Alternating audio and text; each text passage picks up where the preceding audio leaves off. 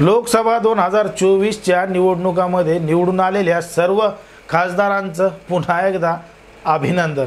कारण की त्यांनी या ठिकाणी मोठं मताधिक्य घेऊन 2024च्या निवडणूक त्यांनी जिंकलेली आहे। कारण की हे असे उमेदवार आहेत, हे मागच्या काही वर्षांपासून सातत्यानं पडत होते किंवा यांचा चेहरा कुठेही समोर दिसत नव्हता, पण मात्र अचानक 2024च्या लोकसभा निवडणुकामध्ये हे उमेदवार निवडून आलेत। ते निवडून येतील का नाही याची सुद्धा शंका मोठ्या प्रमाणात होती। बरं, आता निवडून आले तर मग आता त्यांना दिल्लीमध्ये जाऊन सगळ्यात पहिला प्रश्न विचारावा लागणार आहे, तो म्हणजे राज्याबद्दल, शेतकऱ्यांबद्दल, विद्यार्थ्यांबद्दल, कष्टकऱ्यांबद्दल आणि सगळ्यात महत्त्वाचं म्हणजे मराठा आरक्षणाबद्दल। कारण की हे जे उमेदवार आहेत ते उमेदवार निवडून आलेले नाहीत, तर त्यांना निवडून आणलं गेलं आहे। आणि ते कोणी निवडून आणलं गेलं आहे हे आता वेगळं सांगायची गरज नाही, पण तरीसुद्धा ते नाव मराठवाड्यातून समोर येतं आणि ते नाव म्हणजे मनोज जरांगे पाटील यांचं। मनोज जरांगे पाटील यांनी ज्या पद्धतीनं त्यांच्या भाषणामध्ये, सभामध्ये सांगितलं होतं की सत्ताधाऱ्यांना अशा पद्धतीनं पाडा की त्यांच्या 5 पिढ्यांनी लक्षात ठेवलं पाहिजे की ते कशा पद्धतीनं पडले होते। आता जनतेनं राज्यातल्या हे शब्द अगदी कानामध्ये ठासून भरले आणि त्याचं चित्र निवडणुकीच्या निकालामध्ये दाखवून दिलं आणि मग यामुळे सत्ताधाऱ्यांना एक मोठा धक्का बसला, महायुतीला मोठा झटका बसला।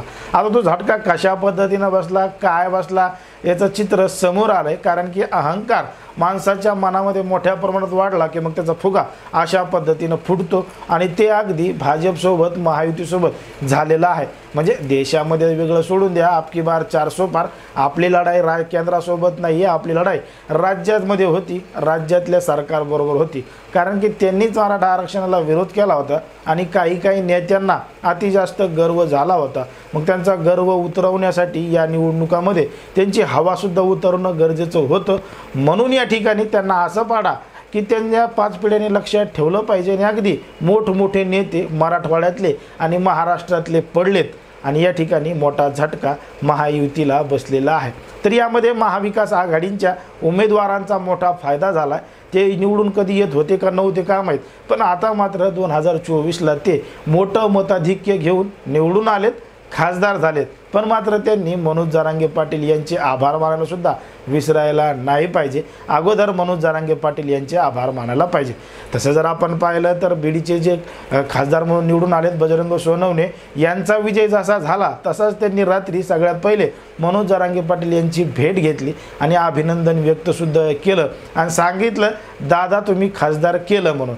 आता बजरंग सोनवणे यांनी मान्य केलं। त्याच्यानंतर परभणीचे जे खासदार आहेत बंडू जाधव यांनी ते या अगोदरच मान्य करून टाकलं होतं की मनोज जरांगे पाटील यांचा मोठा फायदा त्यांना होणार आहे।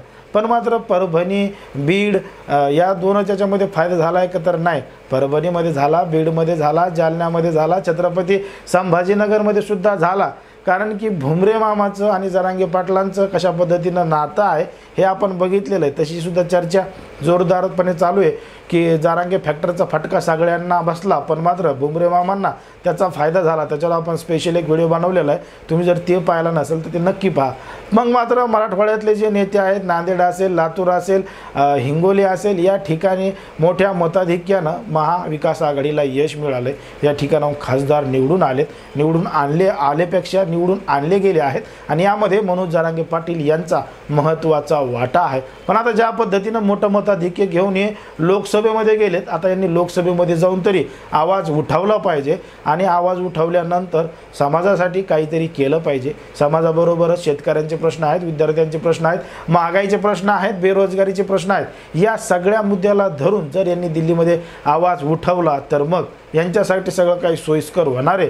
पण मात्र मग काही दिवसावर पुन्हा विधानसभा आहे आणि त्या विधानसभेचं चित्र काय असेल, कशा पद्धतीनं असेल, आता हे वेगळं सांगायची गरज नाही। कारण की लोकसभेमधूनच सगळं काही चित्र स्पष्ट झालेलं आहे आणि यामध्ये सगळ्यात मोठा वाटा मनोज जरांगे पाटील यांचा असणार आहे आणि त्यांचाच वाटा असल्याचं सांगितलं जातं।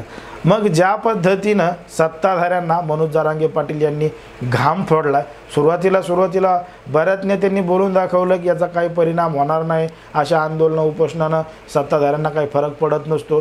पण फरक कशा पद्धतीनं पडतो हे आता निवडणुकांमध्ये समोर आलं आहे। एकंदरीत ज्या पद्धतीनं हे निवडून आलेले खासदार आहेत ते खरंच त्यांच्या स्वतःच्या हिमतीवर निवडून आलेत का ते निवडून आणले गेलेत, आपण ज्या पद्धतीने सांगितलं आहे त्या पद्धतीनं तुम्हाला काय वाटतं हे अगदी स्पष्टपणे कमेंटमध्ये सांगा। आणि अशाच पद्धतीचे नवनवीन व्हिडिओ पाहण्यासाठी आपल्या चॅनलला लगेच सबस्क्राईब करून घ्या।